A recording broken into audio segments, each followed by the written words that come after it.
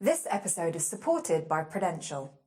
So it's Friday, April 21st, 1820. A physics professor in Denmark named Hans Christian Ørsted is in the middle of a lecture and he's using a compass and an electric wire for a demonstration. He turns on the current that runs through the wire and he notices that the needle in the compass starts to move. And when he turns the current off, the needle moves back to where it was. Then he runs the current through the wire in the opposite direction and sees the needle move the other way. What Ørsted demonstrated that day was a fundamental discovery, the connection between electricity and magnetism. And it changed the field of physics forever. The relationship between electricity and magnetism not only explains what Ørsted and his students witnessed in 1820, it also makes possible much of the technology that's used today, from hydroelectric dams to your smartphone. It even explains why Earth's magnetic field is essentially keeping you from being cooked alive right now. And all you really need to understand the basics of magnetism and electricity is this.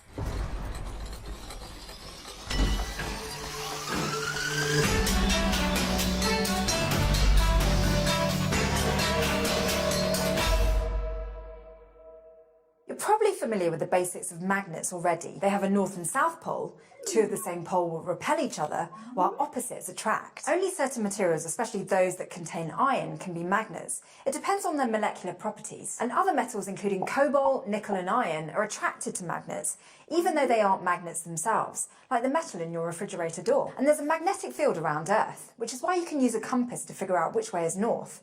The magnet in the compass aligns itself with the Earth's magnetic field. Just as we use electric field lines to represent the electric field created by charges, we can draw magnetic field lines to represent magnetic fields created by magnets. And as with electric fields, the more crowded the lines are, the stronger the magnetic field. The lines point from the North Pole to the South Pole, like how electric field lines point from the positive to the negative charge. But there's a key difference.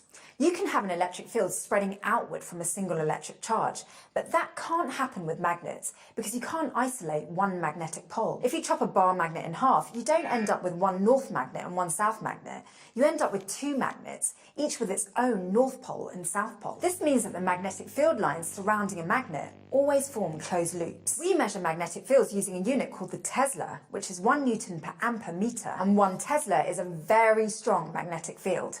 The fields from some of the strongest superconducting magnets in the world are only 10 Teslas. Now, when Ørsted was doing a demonstration on that fateful day in 1820, he was using a regular compass magnet. But when he brought the magnet closer to a wire carrying a current, the magnetic field from the current exerted a force on the needle, moving it to point in a different direction. Ørsted had discovered one of the fundamental principles of electromagnetism. An electric current produces a magnetic field. After a few more months of experimenting, Ørsted figured out that when a current runs through a wire, the magnetic field that it produces surrounds the wire. Expressed with field lines, the magnetic field would appear as circles with the wire at their center. If the current was coming straight towards you, the field lines would be pointing counterclockwise. And we use the vector B to represent the magnetic field.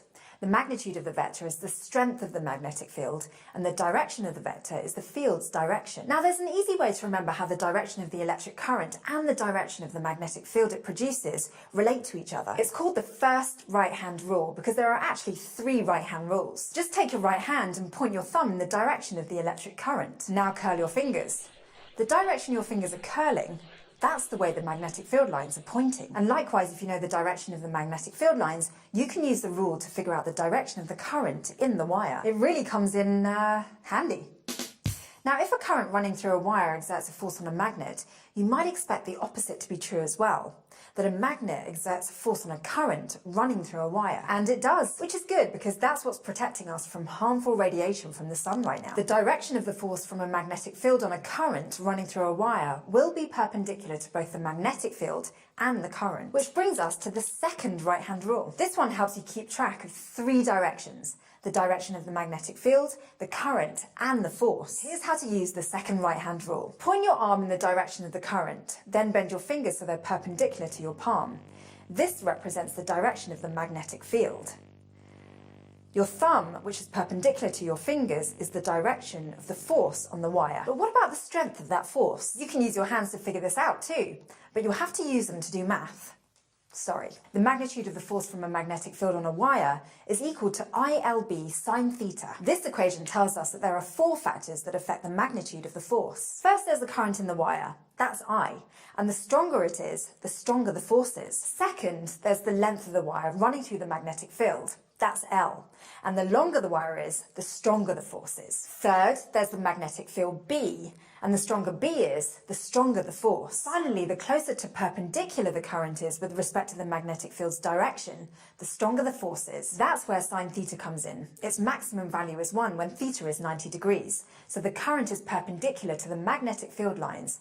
That's when the force will be strongest. Similarly, the minimum value of sine theta is 0 when theta is 0. So that means the current is parallel to the magnetic field lines. And in that case, there won't be any force on the wire at all. Now, all of this math can help us understand how we're being protected right now from solar radiation. The sun is constantly shooting radiation towards Earth in the form of charged particles. But luckily for us, Earth has a magnetic field. Currents are made up of moving electric charges, so it makes sense that a magnetic field would also exert a force on single electric charges that pass through it. And this is exactly what the Earth's magnetic field does to the charged particles coming from the sun.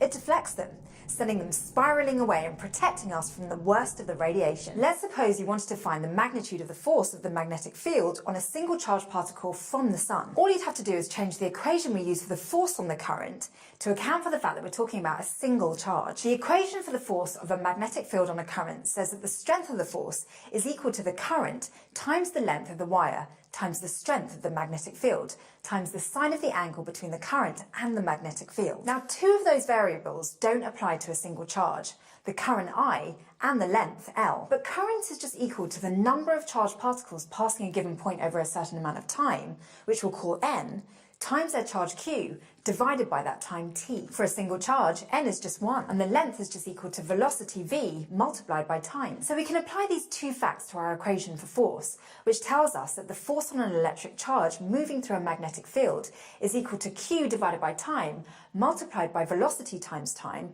times the strength of the magnetic field, times the sine of theta. These 2 t's cancel each other out, so the equation simplifies to F equals qvb sine theta. That means that, like the force on a current running through a wire, the force on a single electric charge depends on 4 factors. One is the same as with a current. The stronger the magnetic field, the stronger the force. The other 3 factors are slightly different from the case with a current. First, the force is stronger the closer to perpendicular the charge's velocity is to the magnetic field lines, which means that if the charge's velocity is parallel to the magnetic field lines, there won't be any force on it whatsoever. Second, the more charge the particle has, the stronger the force. And third, the faster the particle is moving, the stronger the force. Finding the direction of this force is where the third right-hand rule comes in. So get your right hand out again, straighten your fingers with your thumbs stretched outward, then point your arm in the direction of the particle's velocity.